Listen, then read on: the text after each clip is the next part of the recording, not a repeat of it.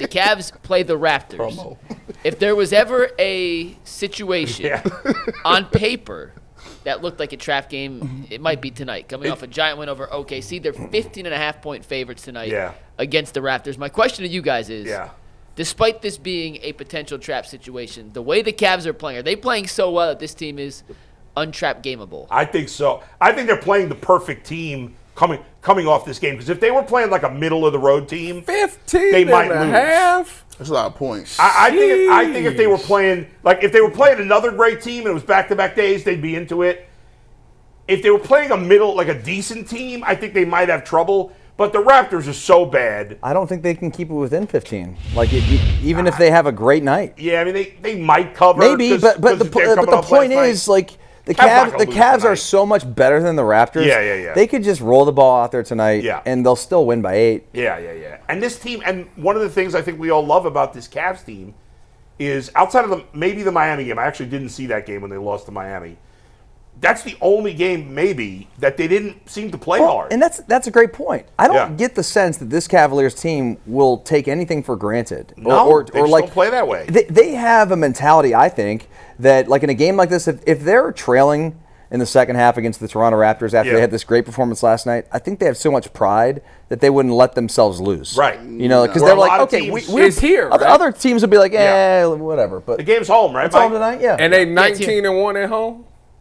The only loss was to the Hawks. The Atlanta Hawks, they're not losing. They ain't losing. Toronto's 1-9 in their last 10, by the way. Cavs are 32-2 against everybody but the Hawks, and 0-2 against the Hawks. Are the Cavs going to lose a game in January? Probably not. They got some tough games. They're at Oklahoma City. They're playing the Knicks, I believe. The rest of the month, this is the schedule. They have Toronto Just give us the tough games, Mike. Yeah, you got OKC on the road. At Indiana on the road. Indiana's they could score a ton. Yeah. At OKC on the road. At Minnesota, you have no idea what you're getting from Minnesota. Yeah, they could be great or horrific. Yeah. Then you're home versus Phoenix. At Houston's tough. Houston's playing very well. Yeah. You're home versus Houston.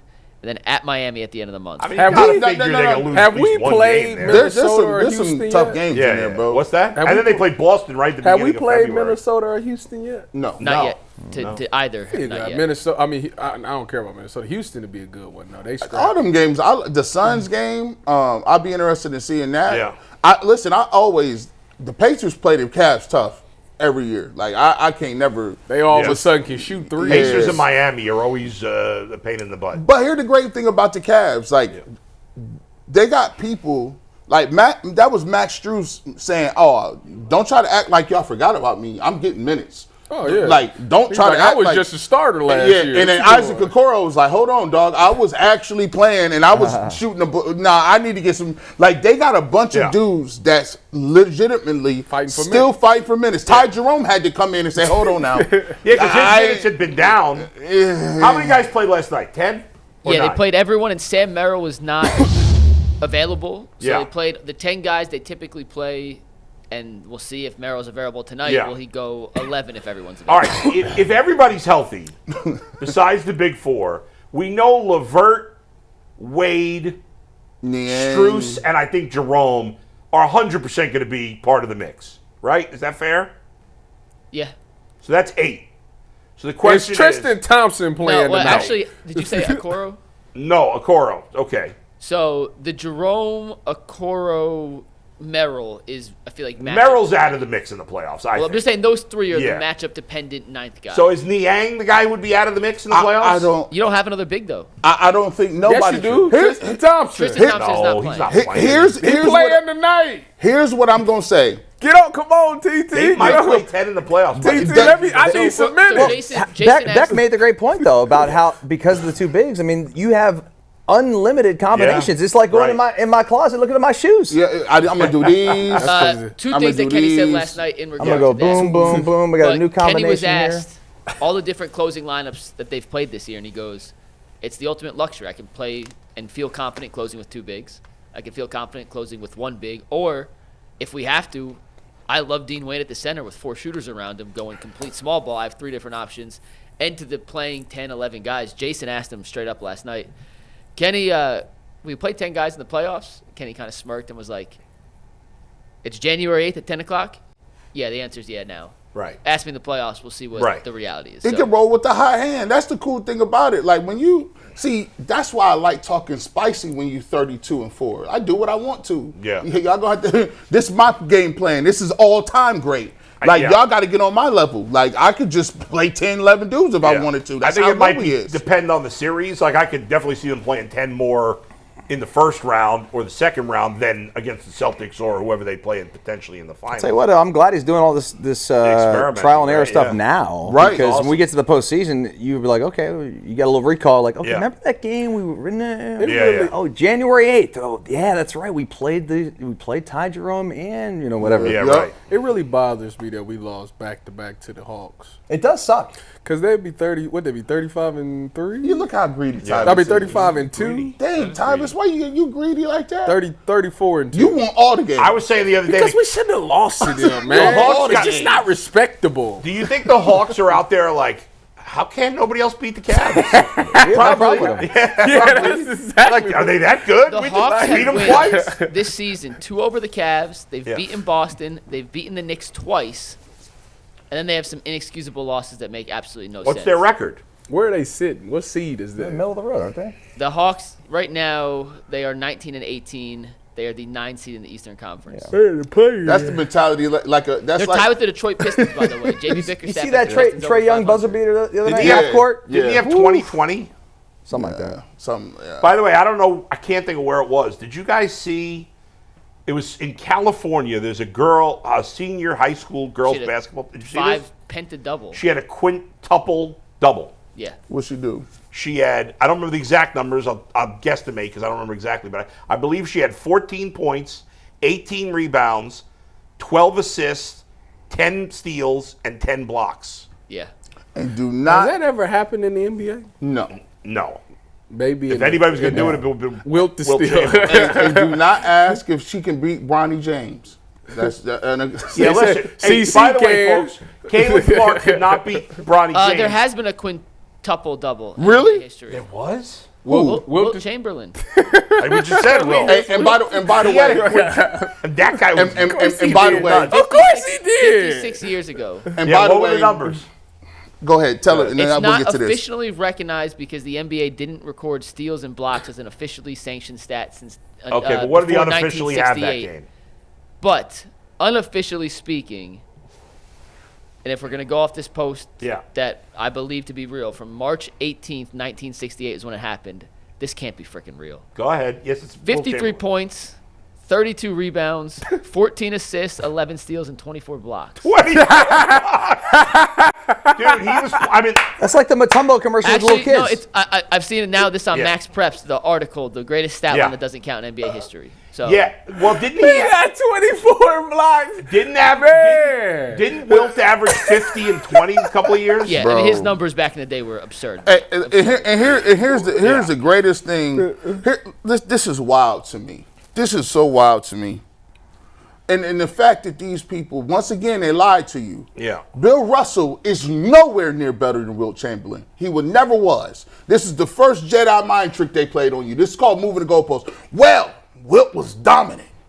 But when you look at the best winning in a team aspect, we're going to put Bill Russell. Now, you put him on there because he played for the Boston Celtics, and they had a team that was stacked. And You Wilt diminishing Bill Oh, Russell. wait a He's second. not better than Wilt Chamberlain. He's not. Hold on. I know he's not. Thank you. But like, don't. But I agree with you. Yeah, Well, let's not diminish him. But that's how Wilt Chamberlain get diminished. I hear you. Wilt is never Well- mentioned in nothing. Well, when you argue LeBron and Jordan, He's never mentioned. people will just. Lost to Russell in like 7 straight playoffs. Hey, listen. You know what Wilt averaged I on know Russell? that, but to be Wilt, fair, hold on. Wilt averaged 30 points, 28 rebounds, and 3.8 assists in 94 games against Bill Russell. Yeah. So that means if he averaged that, he hit him for 60 the and 30 Celtics some games. did have better talent around Bill. Now the Lakers had great talent too, but not as good. I mean, like the fact that Wilt gets no love and He Bill gets Russell. love. Bill wasn't. It ain't like Bill was a scorer. Bill Russell was the greatest Part of winner it- of all time. Part of it at the time, if I remember correctly, is that, and the reason he gets much more, He got the civil rights championship. he was involved in a lot of civil rights. They gave him the civil And I rights believe Wilt championship. Chamberlain was not involved I don't, and that went a long way to people. I be telling you, I get it in those days. See how they be writing it up? They will make you believe. You be like, dang, that was right. I had to go back because people would be talking in the barbershops. I had to go back and be like, hold on, let me go look and see what they was really doing. And I was astonished when I seen that. I said, bro, Bill Russell was getting 12, 15 points. Well, that's going to be like when people look back at this season and see LaMelo averaging 31, 8, and 8. He wasn't and a be like, scorer. oh, LaMelo had a great season. Yeah. Bill Russell wasn't a scorer. I'm gonna tell you that now. I mean, he was a defender and a rebounder. He defended and was getting 30 and Wasn't 28. a scorer. He averaged 50 points a game. Bill? No, Bill Bill was Russell. I was Bill about Russell, to. I sorry. said Bill was Think never about a this. scorer. If your best attribute is you a defensive player, somebody hit you on average for 30 and 28, how great? It's wild. It's wild. The narratives, Yeah. boy. Tell me if I'm tripping in the chat. Nah, you're right. Figure it out. Wait a minute. So that's not fair because would you consider LeBron a good defender in his prime? Yes. Not elite though. Would you say he's a good defender, right? Yes. Defender. KD was busting him. Carmelo was busting him back in the day. But here's the thing. LeBron was giving him work on the other end. Well, I mean, Bill ain't a scorer. But see, Bill, I'm not knocking you, bro. I love what you did. I love what you did for Jim Brown. I love what you did for the culture You and better the community. stop. But Wilt Chamberlain was giving you buckets, and he was giving everybody buckets. Hey, all that matters at the end of the day is Bill Russell has There you go. Here they go. 11 rings, right? championships to 2 11. championships. You better shut up.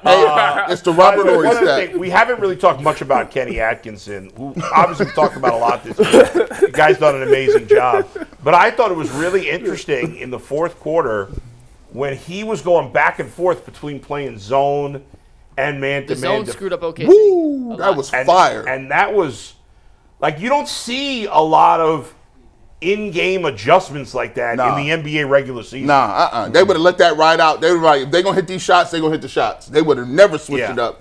And when the Thunder, remember there was a point, and they brought this up on the broadcast, at one point the Thunder, because they got in foul trouble, right, SGA had 4 fouls, and Hartenstein had 4 fouls, they went to zone. The Cavs recognized it quickly and took advantage of it. That was another one of the Mobley to Allen or Allen to Mobley, I can't remember which one, passes. One other thing from last night, for those who didn't go to the game, and I know the 4 of us did not go to the game, no offense to our local broadcast, but it's so much fun watching the game nationally. It is. Like- Especially with like that crew last night with Breen on the call and Doris. It's and just special having Mike Breen call the game. It really is. It really is. And I would Especially without think, LeBron James. Right. That's another It's thing, different. too. It's Right. just- It's a little it hits different. Hit different. And I think right now they've developed. I loved Mark Jackson. And I really love Jeff Van Gundy, but With RJ and Doris. But I think RJ and Doris have developed really good chemistry with him. Yeah. Because he's And kind of it's- quirky.